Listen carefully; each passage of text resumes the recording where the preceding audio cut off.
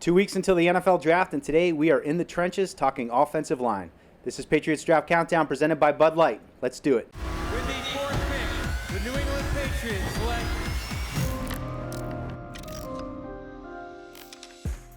Welcome, everybody. This is Patriots Draft Countdown presented by Bud Light. Easy to drink, easy to enjoy. Bud Light, the official beer sponsor of the New England Patriots. And today we are in the trenches talking offensive line. We got a film breakdown from Evan, another mock draft from Matisse and Chris that Evan's going to tear apart for us, as well as an interview with Brandon Thorne. So, offensive line, guys, it's a big need. But first, I just want to kind of set the table a little bit here with some of the latest news. Joe Milton, formerly traded last week to the Cowboys. Paul, do you see this impacting the Patriots' draft plans at the quarterback position? I really don't. I think there's always a chance that you could take a quarterback later in the draft, day 3 at some time. I think it's something that a lot of teams try to do. It's good practice, but I don't necessarily see it being any more of an issue right now.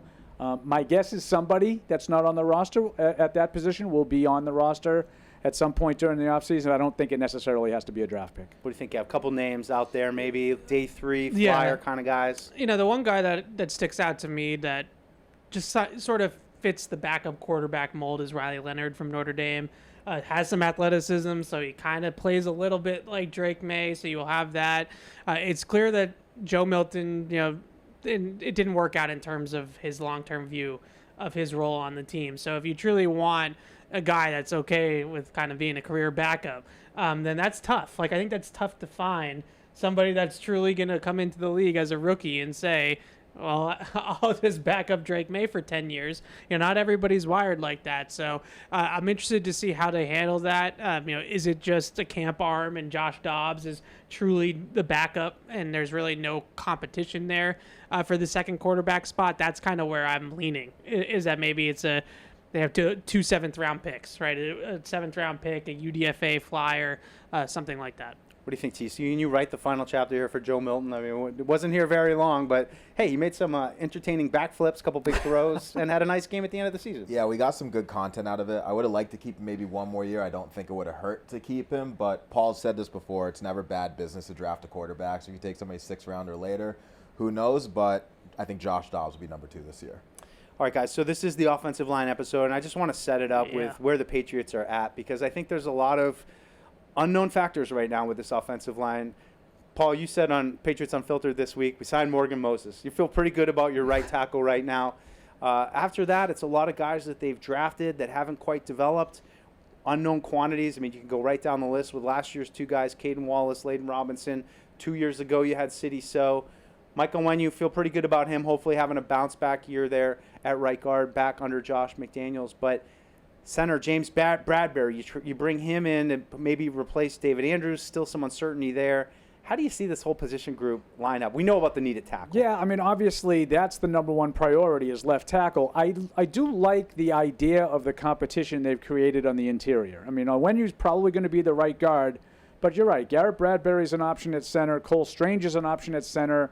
At guard, Sidney So, Layden Robinson. I like the idea of those guys competing and at least being able to find 1 or 2 options that can fill in. I have no idea of where they turn at left tackle without adding someone in the draft. And whether that's Will Campbell right at the top at number 4, we don't know. But they're going to have to address it because I don't think going in with what they had, Trey Jacobs or Vidarian Lowe is going to be good enough. I like the Morgan Moses signing. I'm on record as saying I think that's the best signing they made, but there's still a huge hole on the left side. Yeah, I don't see it either. I don't see how you don't come out of this draft, I should say, with a big investment at left tackle, a top 50 pick, let's call it at least.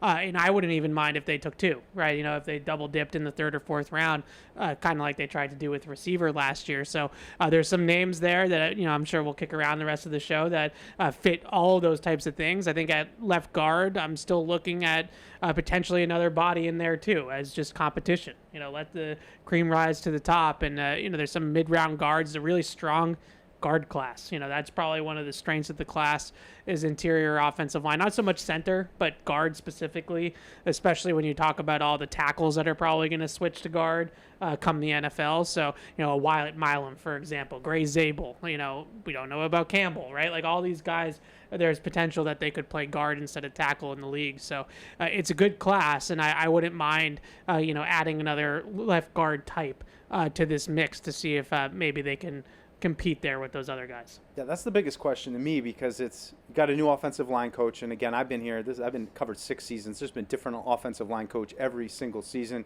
You're not back with Doug Marrone, who was established, and I think we were all excited to get that experience back in the building. But I guess, Tease, my question is, you hear what Evan says, and I don't necessarily disagree, but is there something to be said that we drafted Layden Robinson last year? Caden Wallace was seen as a right tackle that could potentially be developed into a starter, thrust into the fire last year. Do you allow some room for some development and let Doug Marrone try to maybe salvage some of these guys that we're a little bit low on at this moment? I think you want to see a jump, but there's also nothing wrong with investing in more talent. So we don't know what's going to happen at 4, but I think it's a good year to maybe jump back into the first and maybe get another higher level prospect, a Connerly, a Milam, who knows. But I think you can. There's nothing wrong with investing in new talent. Last thing I just want to touch on, guys, is just the center spot. Yeah, David Andrews here for so long. I mean, it's really been a position of stability for a long time in this organization. And I almost feel like you're stuck in the middle of the road right now. Like, I mean, Garrett Bradbury, they brought him in. Clearly, he's been a starter in this league. Maybe it was a little bit going down in Minnesota. But Ben Brown started some games for you last year, but he's not exactly a spring chicken. He's 27 years old. He's been around a little bit. Cole Strange is trying a new position.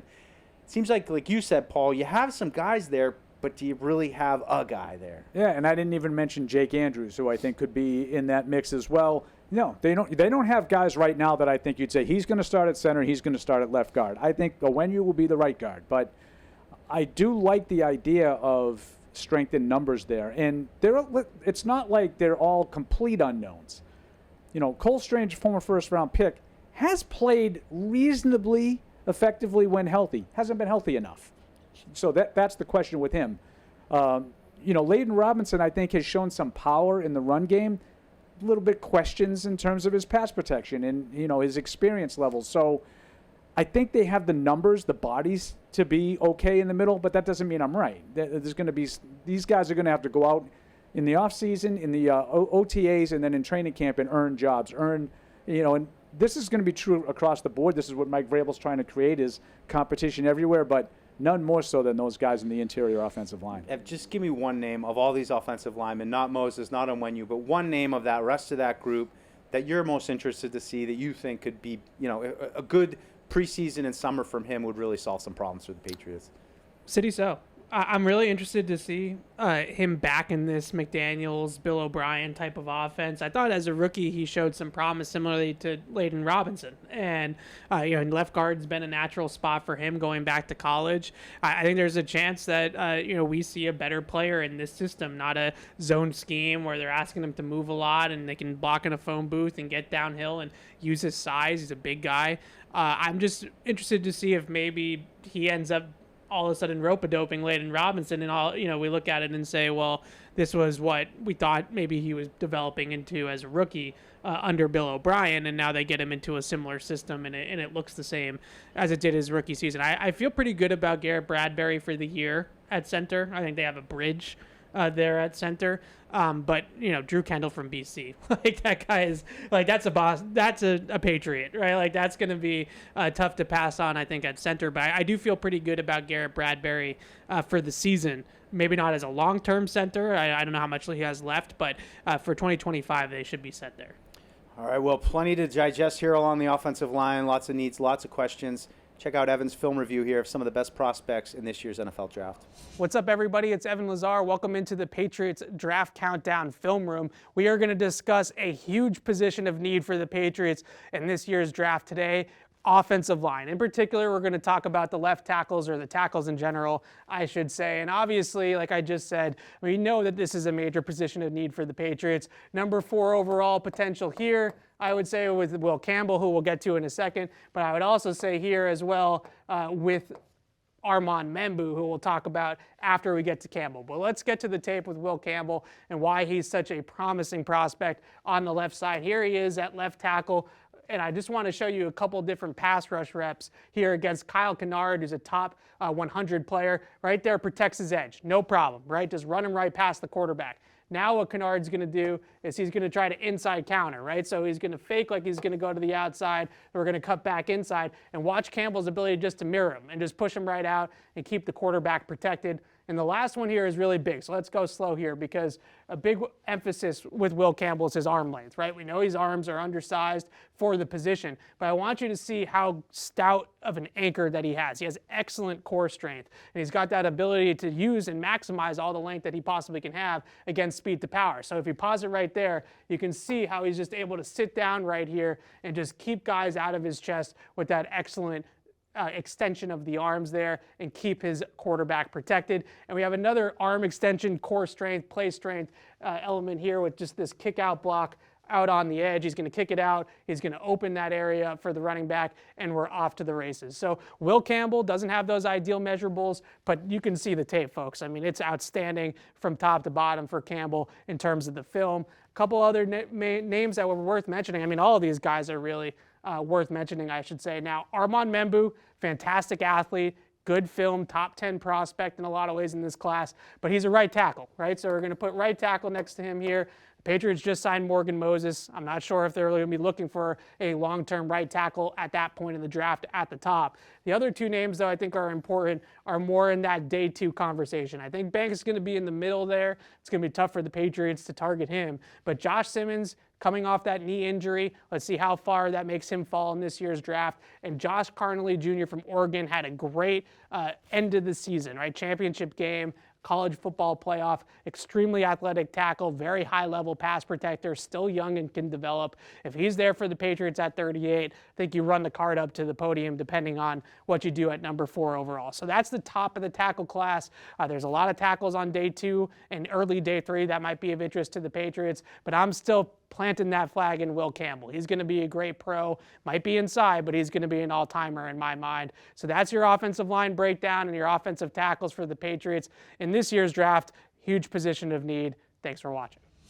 All right, we're joined now by a very special guest, the best and brightest on the offensive line. It's Brandon Thorne of Trench Warfare. Make sure you subscribe there. And also on Bleacher Report, Brandon has some of the best draft profiles on the offensive linemen in this year's class. So we're going to get into the draft here in just a second, Brandon. But to set the table, I just wanted to ask you a little bit about the free agency haul that the Patriots have so far on the offensive line with Morgan Moses and Garrett Bradbury. So first of all, thanks for doing this, and hi. Sorry, skipped right over that part. Wanted to get into the football, but good to see you. But just in general, what are your impressions of what the Patriots have so far cooking on the offensive line?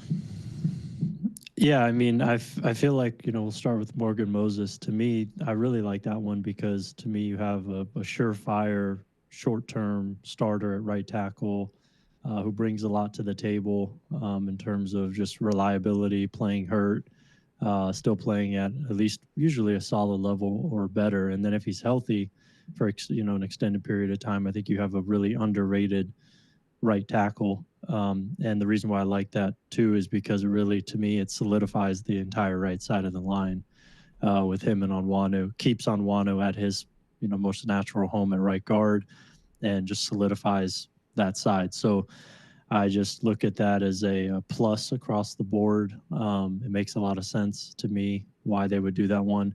And then Bradbury, I don't think that moves the needle as much as signing Moses does, but it does give you at least somebody who's played the position extensively at center, which you didn't have prior to signing him. Kind of allows you to go from veteran to veteran, from David Andrews to him. A little bit of a step back, but a guy who, worst case, if you don't address the position at all via the draft or any other free agent moves, somebody you could roll out there and, you could probably win with him and sometimes win in spite of him, honestly, depending on the matchup. But, you could do worse, I guess. And I understand the move. You could rationalize that one as well. So, yeah, I mean, right now, I still think the whole left side is up for potentially being improved. But at the same time, I see some in-house options if you do address left tackle to where you could get a starter at left guard, from somebody that's on the roster now. So, all in all, it's a fair spot to be in. I mean, it makes sense, where they are entering the draft, assuming that they're going to address the offensive line in a major way. Yeah, right. Just one more question on their current state before we get into the draft. You mentioned left guard and some of the in-house options. What were your impressions? I'm curious of Layden Robinson in his rookie season, and I think that if there's anybody that has maybe the highest ceiling out of the current group that they have on the roster, I feel like it might be him. Yeah, I think just largely he was a pretty solid run blocker, shakier in pass protection. He's a big physical guy who can uproot guys in the run game, finish at a pretty high level, deliver some of those body blows that you like to see from offensive linemen. And I think physically, play strength and power wise, that translated pretty well from the college to pro level, which was pretty expected, coming from the SEC, seeing good competition like he did. So I feel like kind of his best traits translated. It's just the concerns coming in were still concerns in terms of matching up one-on-one in pass protection and just overall just pass protection effectiveness, dealing with stunts as well. And just, it's just very up and down, shaky, not super reliable in that way. So he has to clean that up, obviously. And, we'll see if he could do that. But I think all in all, based on where you drafted him, what kind of player he was, based on my evaluation, like pretty much as expected. And like now, with some moderate improvement, I think you could probably roll with him as a starter again, assuming, left tackle is addressed in a major way. And yeah, and I mean, I'm not totally out on CD So either. So that's a potential option. And then I know you signed Wes Schweitzer as well, who's a guy I've always kind of liked. So I think the interior is, if this was the interior that you enter training camp with, I think that's fine. So that's kind of how I see it. Yeah, let's talk about the big one, which is obviously left tackle, and this is for most people and for my money the biggest need on the current roster, especially after they just signed Stephon Diggs here the last couple of days. So left tackle, huge need. I just want to go through some of the tiers, if you will, of these left tackles, and we'll start right at the top of the draft with potentially 4 overall and Will Campbell. I know in your write-ups, and we've discussed this a little bit off the air, that you see his best fit at guard, even though he probably could play tackle. I don't want to put words in your mouth, but I believe that's what you've said. Where do you stand with Will Campbell? And then I have the arm length question there too. But let's talk about in general with Will Campbell first, and then we'll get into the arms of it all. Yeah. So I mean, I think Will Campbell, pretty much since we came out with our first big board in November, he's been my top overall offensive lineman, and throughout the whole process of seeing him at the combine, he didn't participate in the All-Star circuit, understandably so, but combine wise and just getting to talk to him for like my film room. And he's also training with Duke Manyweather, as are a lot of these guys. So just like, he's just checked all the boxes to me in terms of my initial projection as a high level guard who could potentially play center, but also potentially play left tackle. So yeah, I mean, I think he's the best overall offensive lineman in the draft. I think he's the guy that I would like to bet on the most. Now, that said, I have a 8.4 grade on him, which for context is kind of middle of the first round. I don't see him necessarily as an impact starter, but I see him as a year one starter. And that's the distinction there. I think this is, it depends. If you want to put him at tackle, I could see a Bernard Raymond sort of left tackle, Braden Smith, even though he plays on the right. I could see that caliber of tackle. Those are two of the more like kind of sawed off sort of tackles that still move really well and do a lot of really good things, that are strong and physical. But I just think if you had a left tackle in place, then you could play him inside. And I think long term, I think that is the highest ceiling for him. I compared him to David DeCastro. Although, DeCastro didn't play tackle at Stanford, but I just see a very similar sort of player in terms of how he wins and what he does well, body type even.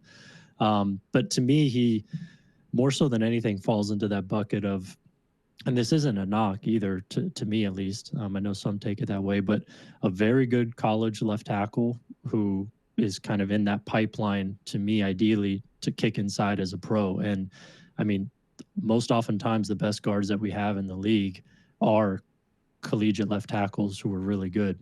For if it's Zach Martin, Brandon Scherf, Elijah Vera Tucker, the list seriously is very, very long. There's a dozen or so guys at least.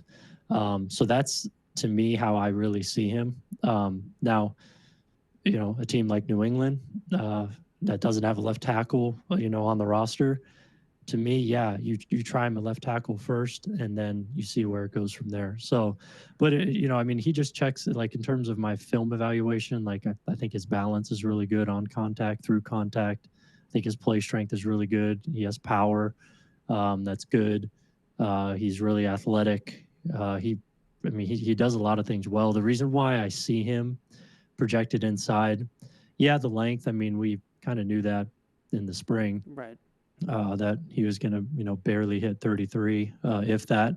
But I think just when you watch his tape and you dig into it, I think he has some issues pass protecting one-on-one on an island in terms of striking down the middle of pass rushers.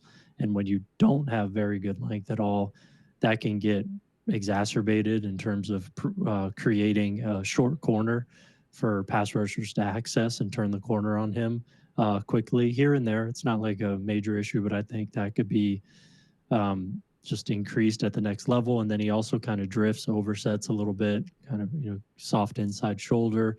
Those to me are kind of typically the signs. That's to me why Brandon Scherf moved inside. That to me is why Zach Martin moved inside. And Joe Tooney, Joel Bentonio, Peter Skoronski. That's why these guys move inside. So that's just kind of how I see him. But all in all, my favorite offensive lineman in the draft. Yeah, you mentioned why guys move inside and why arm length is important. Just for our listeners, can you just explain sort of the mythology? Because I think a lot of people think arm length, we're talking about eighths of an inch in some cases, right? In terms of these thresholds, like why do you feel like it's felt that it's so important to NFL teams that these guys hit certain thresholds? Well, I'd also bucket in here, put in the bucket wingspan, which is a little bit different. To me, that's maybe a little bit more of a relative concern for him because as far as I know, based on his measurement, he has the smallest wingspan of any offensive tackle to come through the combine since 1999. So, that's per Mock Draftable. People can go to mockdraftable.com. They have a database of players going back to 99. And he, I think, would be the smallest wingspan in history for a tackle. So, he's like in line with Alex Kappa and Connor Williams. So in terms of body type, that's kind of what you're looking at. And obviously those guys didn't play tackle in the NFL. So wingspan's a little different. I think that's more so like how much space you're kind of like the width of your frame, and kind of like the mass, the girth that you have, how much space you take up. And I think when you couple that with arm length, when you're talking about a tackle, you're dealing with a lot of space at tackle, more so than guard and center, obviously, where you're flanked from both sides. You're kind of a little bit more in the quote unquote phone booth. But with tackle, because you're operating in so much space, when you don't have as much of a reach or as much of a kind of as a stature, then it's a little bit easier to get around you, just because of you don't have as much as you're not operating in tight quarters.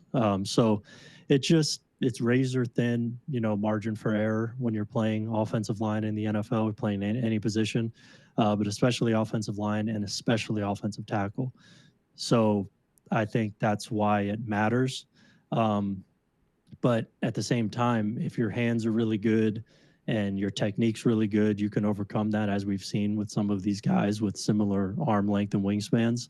But to me, again, like I think it's not just purely length and wingspan. I think it's also some of the technical things that I said, that I think have gotten cleaned up to a certain extent, but we haven't seen it be cleaned up on game tape yet. So yeah, I think that's kind of what it is and how I view it. Yeah, absolutely. And we could talk about this for another hour, but I don't want to keep you that long. So let's just move on to some of these other guys, and we won't go as deep in them as we did with Campbell. But Armand Membu, just your thoughts on him. And I think the big number one question for the Patriots, obviously, is can he play left tackle at the next level instead of right? And we've been texting back and forth a little bit about the history of guys flipping, and it's not very many guys, right? It's a pretty small sample size of just a couple that have actually pulled it off. But what do you like about Membu, and could you see him going from right to left, right in college to left in the NFL?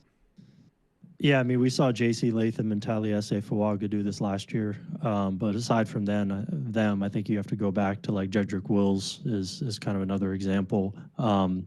And yeah, I mean, I think Membu could do it. I don't see anything on his profile or his tape or anything that would preclude him from switching sides, especially if you're doing it with enough of a runway to get used to it. Like, if you're drafting him and day one, you say, okay, in the spring, you're going to start repping at left tackle and you have the spring, the summer camp, all that, months and months to do it, then yeah, I don't see why he wouldn't do it and be an equal level player that he would be on the right. So that to me is kind of a non-factor. And yeah, I mean, I like Membu a lot. He's very close in grade to Will Campbell. These two are two of maybe like three guys that actually have a true first round grade on. So I see him as a year one starter at tackle. This guy to me is more of a true tackle. He's my number one true tackle in the draft, but behind Campbell overall. And for me, I don't see any technical issues playing tackle in terms of range, the ability to protect the corner, redirecting. He doesn't overset guys a lot. He looks to me very comfortable pass protecting at tackle on film, and he has all the physical thresholds I think that you would want. So yeah, to me, he's more of a true tackle. But yeah, to me, I mean, like there's some interesting kind of, just to give people an idea of the sort of pro that I see him being. Like I think high end comp would be like a Dwayne Brown. Yeah. Another 6'4" and change left tackle who played at a really high level, who's about 330, who's extremely powerful, athletic. He played for Houston for a long time. He had really good years in Seattle too for a couple there. So that's like a high-end comp. And then I also see some Mickey Ekwonu as well in his game, just in terms of his body type, size, some of the natural power, some of the abilities as a finisher in the run game. So that's kind of another archetype that I would throw out there. But yeah, I mean, I like him a lot. And to me, he's clear cut. Like him and Campbell are the two guys. It's kind of been this way for me since the beginning. Membu, I think, separated himself a little bit after the combine from somebody like Josh Simmons, who is a guy I'm very high on. And just with kind of some of his questions, that's why, and Membu not having those same questions is why I have Membu ahead of him. But I really like Simmons' tape as well. I think he's a really good true tackle prospect. But yeah, I'm very high on Membu. Yeah, so the next wave here, if you will, the Patriots pick in the second round at 38. I think there's a chance that if it's Travis Hunter or Abdul Carter or something like that at 4, that they don't get their left tackle with the 4th overall pick. The tier that I look at that point, Josh Connerly, Arianti Ursary, maybe Simmons if he falls because of the injury. Maybe it's a trade up to the end of the first round to secure one of those guys. But out of that group, who do you feel like is a good fit here in New England?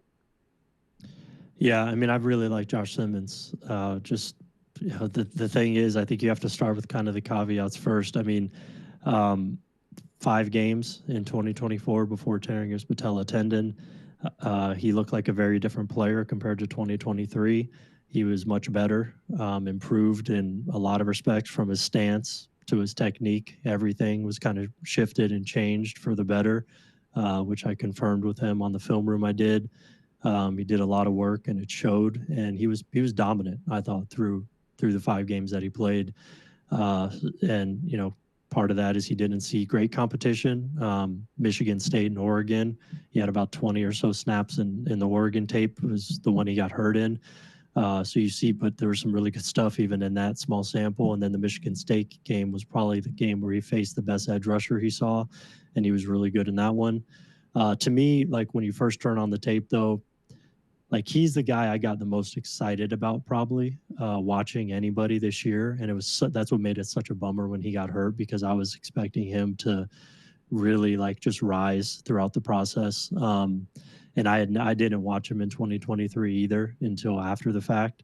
But yeah, like just turning it on blind and watching him, first game of the year, and then watching all of his snaps. Yeah, just a true prototypical sort of left tackle in terms of how he looks on film and body type, how he moves, the athletic ability, the explosiveness and twitch in his game. I saw some shades of Christian Darrisaw there, maybe just a little bit less physically imposing than Darrisaw, but similar in a lot of ways. And yeah, so all in all, with the injuries and all the stuff, all the questions with him, he's like a fringe first round grade for me. 7.9, 8.0 is when first round grades start for us. So I have him as a 7.9. He's my 3rd overall offensive lineman in the entire class, though, still.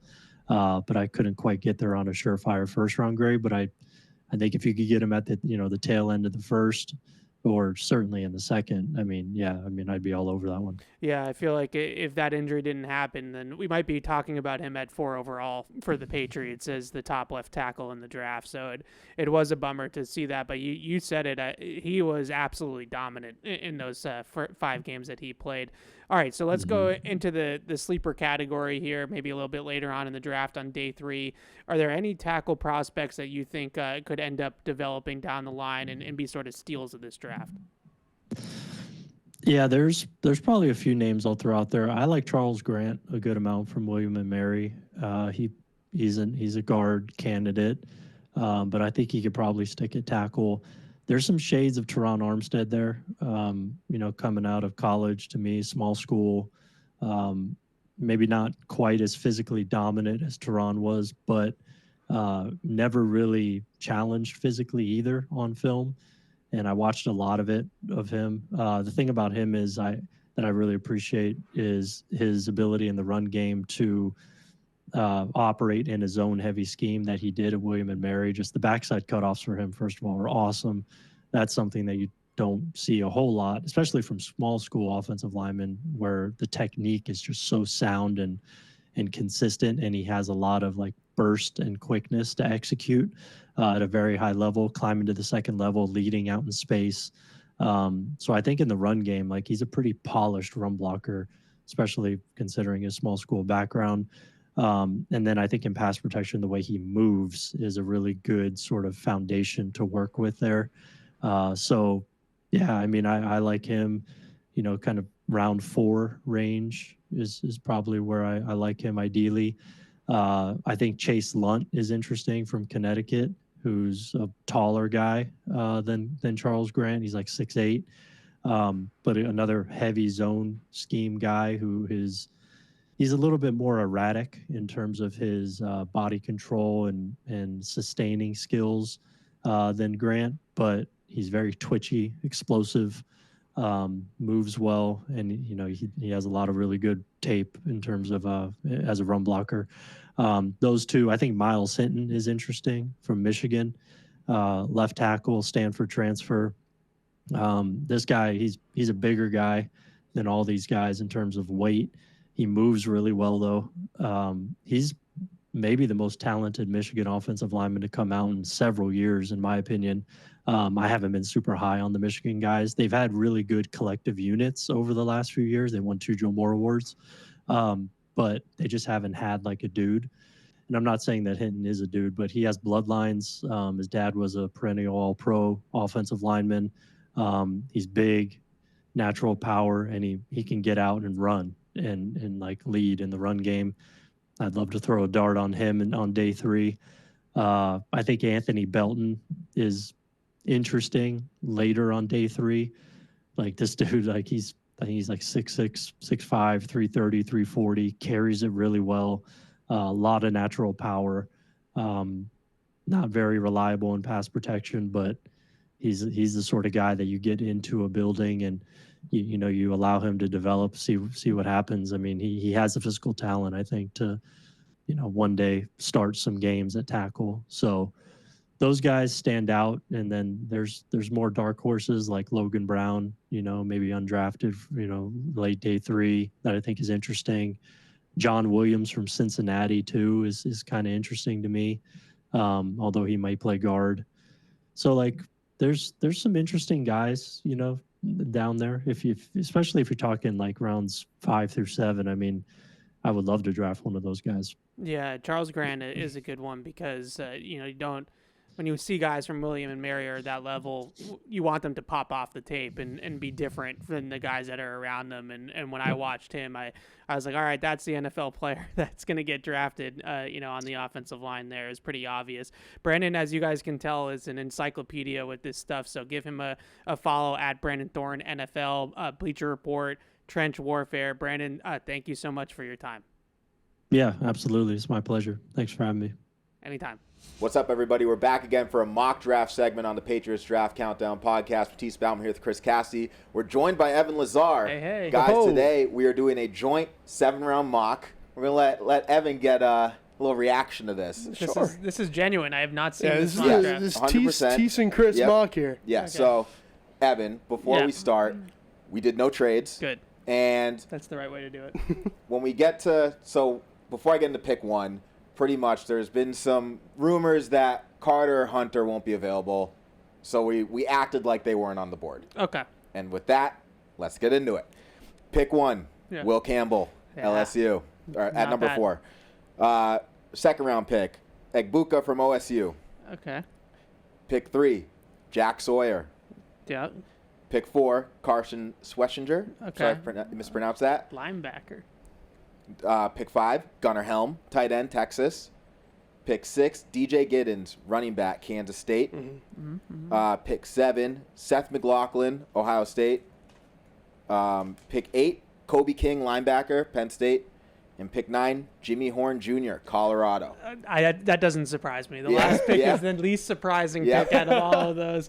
But yeah, no, that's a good job, guys. Good job. I think that Campbell, we've talked ad nauseum on all the shows Yeah. everywhere about Will Campbell. So sure. I think Egbuka is a really nice pick for them because just a steady guy that you feel really good about his floor. You feel really good about his professionalism, his hands, his route running ability, his blocking ability in the run game.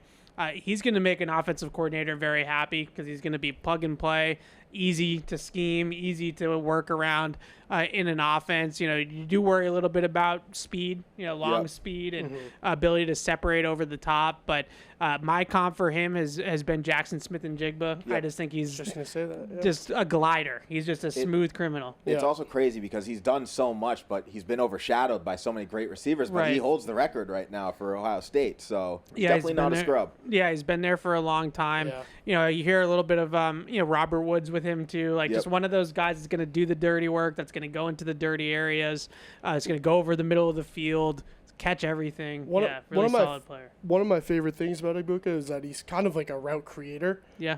He has that. He doesn't have that breakaway speed, but he has that ability to get open and find the open areas if there's a breakdown route. And that, like Yeah. you said, the Jackson Smith and Jigba comp, like very, very similar body types, very similar play styles.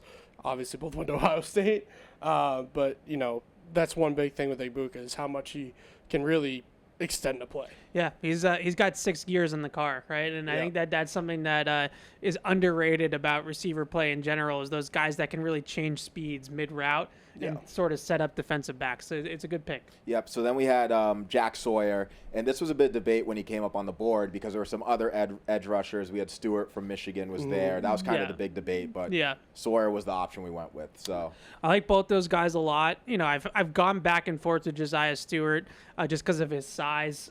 if they're going to be a true 4-down defense and not so much use like a stand-up 3-4 outside linebacker, then I don't really know where Stewart fits into that necessarily. Whereas with Sawyer, like he's a hand in the dirt 4-3 end for the next 5 years, right? Like that's a guy that's going to be a starter. Another safer pick, I would say. You know what you're getting with him. And the leadership and the intangibles just off the charts.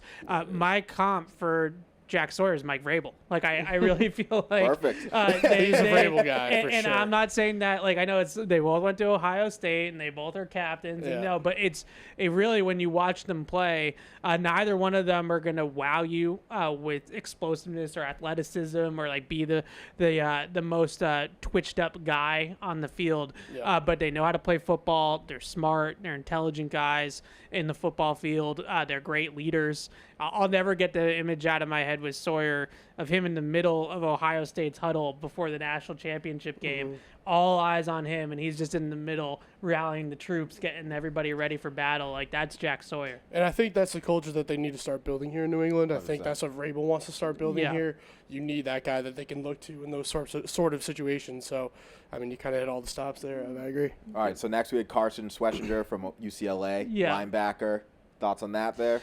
Yeah, I was I was late to him a little bit. I didn't do the linebackers a ton just because of all the free agent signings that they made there. But he's a very, very good coverage player and a very instinctive player. He's got a little bit of size to him compared to some of the other guys in that mold. Jeffrey Bossa, Barrett Carter. Those guys are playing at Chris Paul Jr. 220. 225. Schwessinger's closer to 235, 240, which is good. I think that'll help him out in the NFL level, be a little bit sturdier against the run. But what you see with him is range, sideline to sideline speed, ability to run with verticals in the middle of the field in coverage. He's got some really high level coverage reps on his tape. So if you're one of those, you're a Patriot fan that's starving for more athleticism, more speed at the second level, he's definitely checking those boxes. So the next two picks we had were Gunnar Helm from Texas, tight end, and then DJ Giddens from Kansas State. This is where Chris and I were kind of starting to argue a little because there was a lot of talent still on the board, so we were trying to see where it fell. I think there's a lot of talent in the middle rounds for sure, for tight end and for running back. I mean, we're looking at Devin Neal as well. Yep. We really like Devin Neal, but we kind of had that mindset on DJ Giddens. Kind of has that receiver back in him. He was awesome in the run game this past year. He ran for over 1,300 yards this season, like absolute freak on offense. And we know McDaniels likes those receiving running backs and stuff. So and also Helm too. I mean, just a prototypical tight end. Yep. Just a really. He's very appealing to the eye, especially the Patriots' two older tight ends. Starting with Gunnar Helm. So he injured his ankle like right before the 40-yard dash. Ended up running a pretty bad 40-yard dash at the combine, but it was understandable. He shared a picture of it on social media, and that thing was swollen up and everything. So I think you can kind of write off the 40. Like, I think if they drafted him, a lot of people would be like, 4.8 tight end. Like, what are we doing? Yeah. But I would ignore the 40-yard dash with him. My comp for him is Hunter Henry. I think he's just kind of crafty. He's got enough juice if you want him to run the seam, if you want him to run a shallow, like he can do that. But I'd say he's probably one of the better tight ends on angular routes and then obviously finding soft spots and zone coverage and just being quarterback friendly over the middle of the field. He uses his physicality well at the top of the route. He's not a difference-making blocker, but he can hold his own. He can block. He can still make guys. He'll be okay. He'll be serviceable as an inline blocker. So I see a lot of Hunter Henry with him. Like, I think he's just going to be a steady, reliable, quarterback-friendly security blanket, which, Drake May won't hate that at all. No, he won't hate that at all. No. And then with Giddens, Giddens is fun to me because, like, when you talk about, like, your friends at the Y that just got those crafty basketball moves, like, is not athletic necessarily, but just knows how to hoop. Like, that's DJ Giddens. Like, DJ Giddens has some really, like, kind of weird moves and, like, weird body movements and, that kind of stuff, but like it just works. Like it's just one of those things that just gets the job done. He's elusive. He's really good between the tackles. I think he's probably one of the better guys in that range as like a pure between the tackles running back. I think there's a lot of speed guys at that point in the draft. Tootin, Jaden Blue, Brashard Smith from SMU. But if you want a guy that can play a little bit on early downs too and make some things happen with the ball. But I'm watching him, I was like, this guy's kind of wonky. Like he's kind of crafty with it. I like that about him. All right, so let's finish up here. We got Seth McLaughlin from Ohio State. Big OSU one draft of my here. favorites. One of my favorites. This was a big Chris pick. And then we'll get to the other two. We had Kobe King, linebacker from Penn State, and then Jimmy Horn, which was a bit more best available. Had some fun with Jimmy Horn. So first of all, with McLaughlin, it's a good pick. It's a shrewd pick because he's coming off the injury, tore his Achilles in practice last year in November. So we might be looking at a redshirt rookie season for him. But you have Garrett Bradbury in house at center that can play the position for 2025. And if McLaughlin was healthy, he'd be the best center in the draft. He would be a 3rd or 4th round pick probably at that position. So you draft him, a little bit later than that because of the injury. But in 2026, if he was the Patriots starting center, like I wouldn't be shocked. I think that's a possibility. Absolutely. That I like about that pick. You're looking ahead, right? You're thinking ahead, and you have those extra day 3 picks now at the extra 5th and the 2 7th. So it makes some sense there. I think between him and Drew Kendall, like those are the 2 guys at center that I've got my eye on for the Patriots. One of those guys is going to be a Patriot. I don't know. I like one. Kendall a lot, but I really like the looks of McLaughlin on the pass. Yeah. As that kind of that redshirt year, if he took it his first season here and kind of falls behind Bradbury, give Bradbury a chance. But I really liked everything he did at Ohio State, and I mean, he's kind of a field general. He kind of just runs the show. He's a true center. So. Yep. He's a little bit more play strength, I would say. Kendall's a really good athlete. Really athletic center. Whereas I think McLaughlin's, Big Ten, right? Like a little bit more tougher and hard nosed and that kind of stuff. Yep.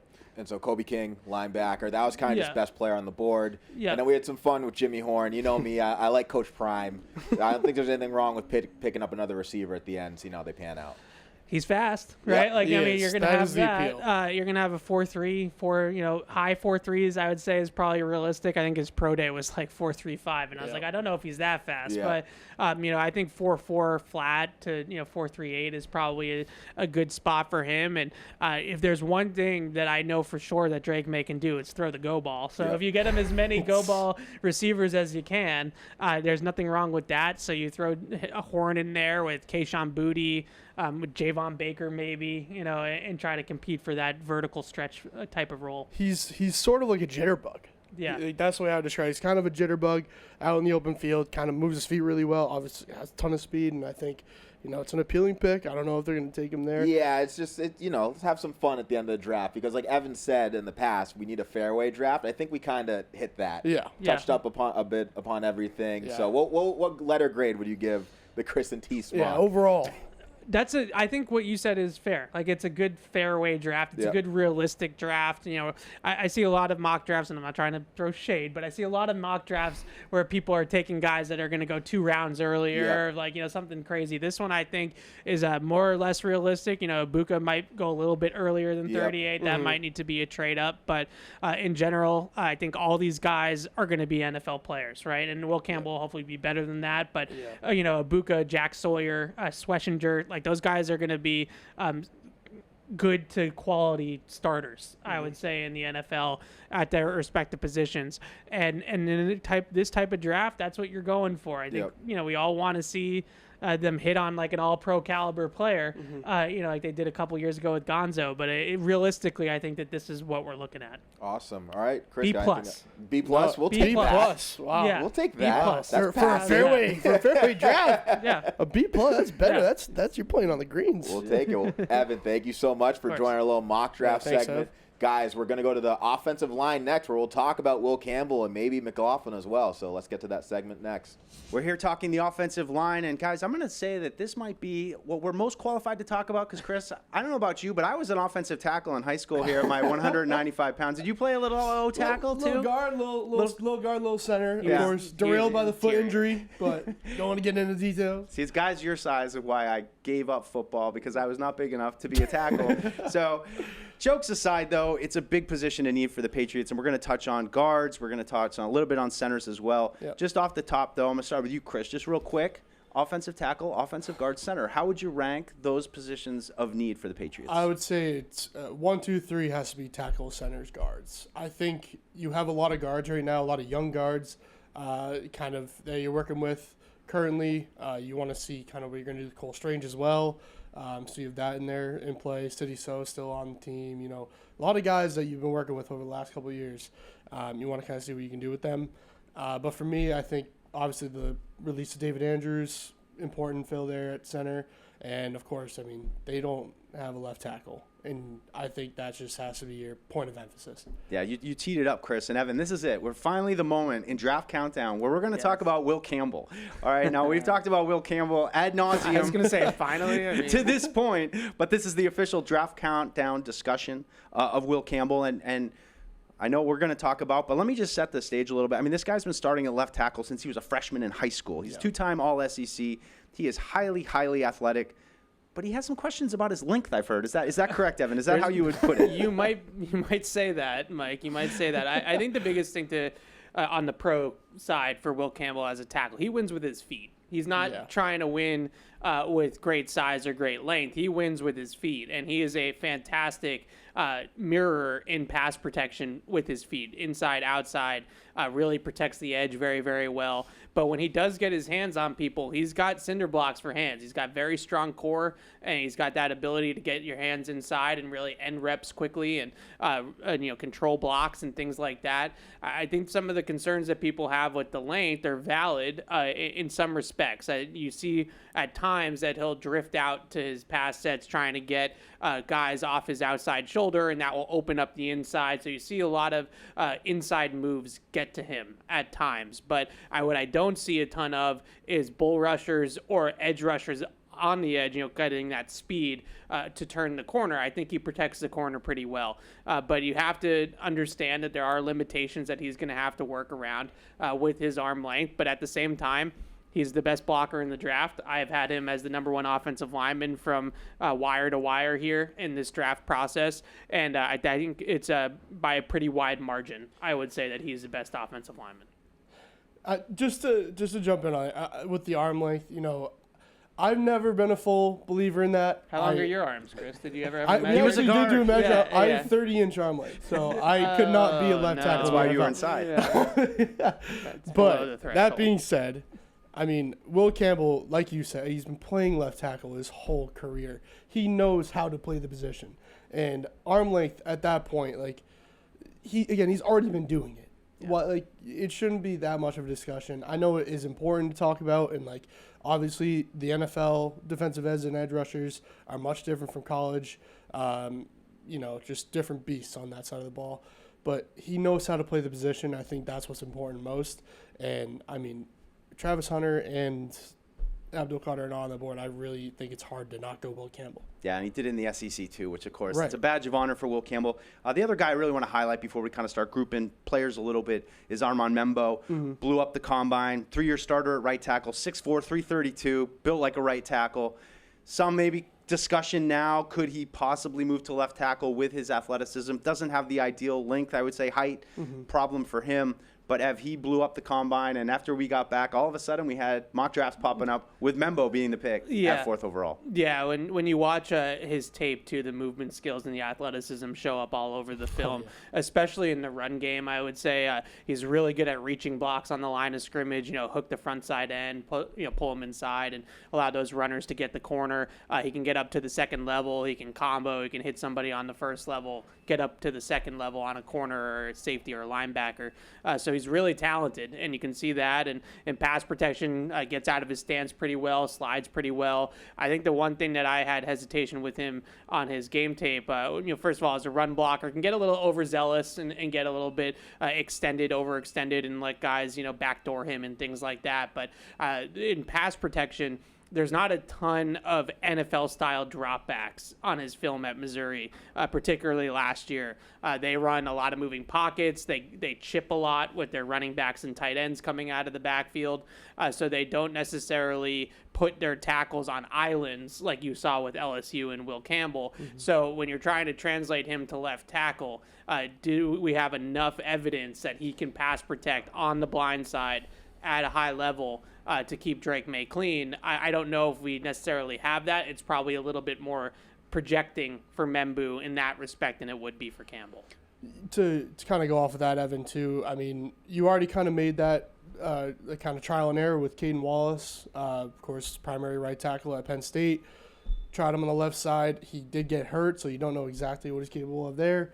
But there's probably still potential, but I just think you need that true Ben playing the position. Yeah. That's kind of my take on it. You signed Morgan Moses, too. It's Yeah. Caden Wallace. We heard from Elliot Wolf down at the owners' meetings feeling like it seems like you're going to have a right side, Caden Wallace, probably going to be maybe a swing tackle, but most likely on the right side. Yeah. I want to go down the list a little bit here. I'll throw a few names at you guys.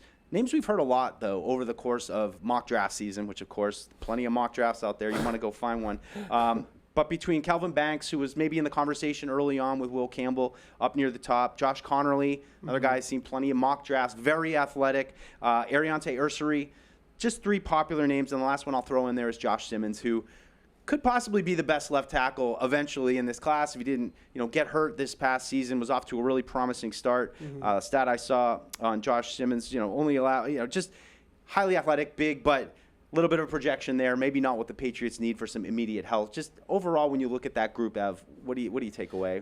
Yeah, with Kelvin Banks, I'm going to steal a phrase from you. He's kind of in the donut to me of the Patriots at 4 and the Patriots at 38. Maybe he falls a little bit further than people think, and they could slide up to like 20 or 21, 22, that range, and still get Kelvin Banks. But I see him as a guy through and through that goes in the teens of most drafts at that position. Really good run blocker, really athletic run blocker. But you watch his tape against Clemson in the college football playoff, and he was just dominant in that game, in the run game. Sprung Jaden Blue for like an 80-yard touchdown, just going right behind him. So there's a lot of that with Kelvin Banks. It's a positives for him. I think his body control and his balance and pass protection is where people knock him a little bit. When he has to get out and redirect and mirror guys out on the edge, he can sometimes lose his balance and his body control, get a little wild with his technique. So there's some things to work on there with him in that respect, but I still feel like he's a pretty plug-and-play tackle in the pros, and when you have that, those guys usually go top 20. Like you're not usually looking at those guys late. Some of the other guys you mentioned, Ursary and Connerly, to me is a flavor thing. It just depends on what kind of tackle you want. Ursary is a bigger guy, 6'6", 330 pounds, 340 pounds. He has all of the big tackle tools, right? He's a people mover. He's a great run blocker. He's athletic for his size. He gets out of his stance quickly, but he can really dent the line of scrimmage. You can run right behind him on the goal line and have a pretty good idea that you're going to get the football in. So Trent Brown, Orlando Brown, like those kinds of guys, like that's kind of what I see with Ursary. Connerly is the more athletic of the two, but he's smaller, better pass protector, moves a little bit better in terms of that type of stuff. But I think that's just what you're looking at, right? Do you want the people moving tackle, or do you want the high level pass protector? And you kind of have to decide between those two. Typically I lean towards the pass protector when you're talking about the blind side, but in general that's where we're at. And last one, Simmons, he easily could have been the best left tackle in the draft if he had stayed healthy. But there's two things. A, he's not healthy. That's a big one. Big injury, too. Yeah. Patellar tendon tear. Patellar tendon tear, so that's usually a year off from football, calendar year off from football. So you have that. You might be looking at him redshirting as a rookie. I don't know if the Patriots are in the camp of being able to redshirt first-round picks, right? I think they need their guys to play and to make an impact early on. And I would also just mention, because of the injury, he did not get to the meat of Ohio State's schedule. So he played beat up on bad competition, basically, is what I'm getting at. So when he played Oregon, when he played Michigan, when he played teams in the college football playoff, like would he had still been dominant against those teams, we'll never know. And that's the tough part. Yeah, real quick, I got to jump in. Just one thing I watched over the course of my film study was there on YouTube. You guys can find it. It's Josh Connerly versus Abdul Carter. Yeah. And that matchup just shows how athletic Josh Connerly is. That's what you're looking for, that left tackle position. Great feet. I mean, Abdul Carter, highly athletic. Josh Connerly was able to move with him. Impressive to me. Chris, what do you got on those guys? Yeah, I mean, talking about Kelvin Banks a little bit earlier, I really like his second level blocking. If as long as he's staying in the box, if he gets outside, it can be a little iffy. But love Kelvin Banks at the second level. Connerly, kind of same thing, can kind of get out there, help you in run blocking, but also a great pass protector. Another guy that we haven't mentioned, Wyatt Millum.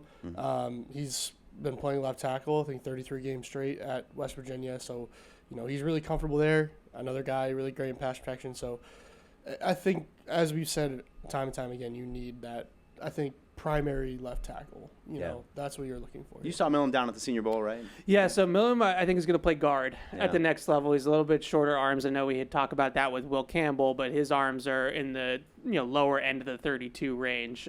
For tackle, it's probably not likely, and he's kind of a power-oriented player, so it looks like he'd fit in well at guard. He actually took some reps at center, too, down in Mobile, so they're looking at him as maybe somebody that could play all three positions on the interior. I love Wyatt Millum. I think that's like a great third-round pick option for the Patriots as somebody that could probably play day one at left guard if they wanted him to, and I know they have some names that they could throw at a left guard in their recent draft picks, but if they really wanted to remake the left side of the offensive line and they came out of this draft with Campbell and Wyatt Millum, like, that's the left side for the next 5 years, or maybe even longer. So I feel really good about him at guard, maybe not so much at tackle, but there are some developmental tackles that I think are interesting too. Yeah.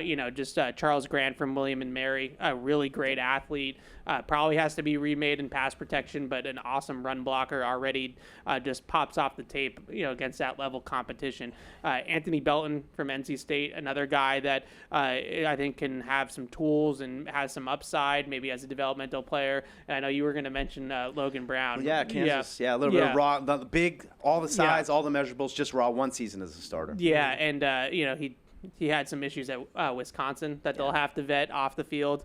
Ended up leaving that program and going to Kansas, so that's kind of knocked him down the board a little bit. But I think tools-wise, he would be a top 100 pick if it was just based off of the football. But unfortunately, he had an incident with a teammate at Wisconsin, and it caused him to transfer. So yeah, just to put a bow here on the tackle class, I gotta mention our BC guy, Ozzie Trapillo. Yeah. I know you saw him. Yeah. Giant guy, right tackle. Played a little left tackle early in his career at BC, but seems like he needs to add maybe a little bit of weight even, but he's an ascending kind of prospect. I just don't know, guys, like, if they need to take a right tackle right now. It just feels like if you're going to draft a tackle in this class, you at least need some kind of hope that maybe he's going to be able to get on the left side. Anybody else, though, Chris, for you, down the list that we didn't mention? Honestly, that was kind of all I had. So, yeah. All right, cool. Let's move on.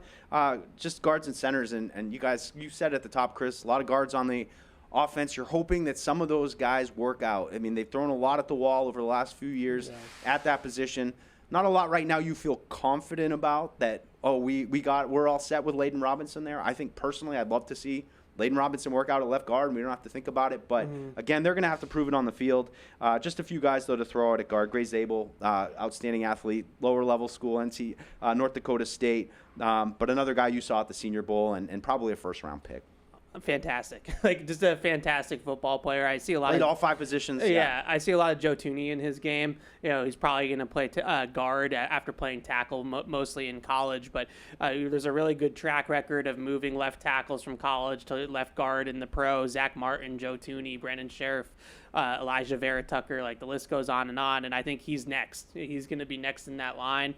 Just athletic, great pass protector, plays with great leverage and hand strength in both the run and pass game. I couldn't say enough good things about Gray Zabel. Like that he's guy's in the donut too, though. Probably absolute right. Stud. He's going to be a hell of a player for a long, long time. But this is, I would say, just in general, looking at this draft, this is a strength of the draft is interior offensive line, especially when you figure in all the tackles college tackles that could move inside, like we were just talking about Milam and Donovan Jackson played a little tackle at Ohio State, and Zabel and Cam Williams from Texas might move inside.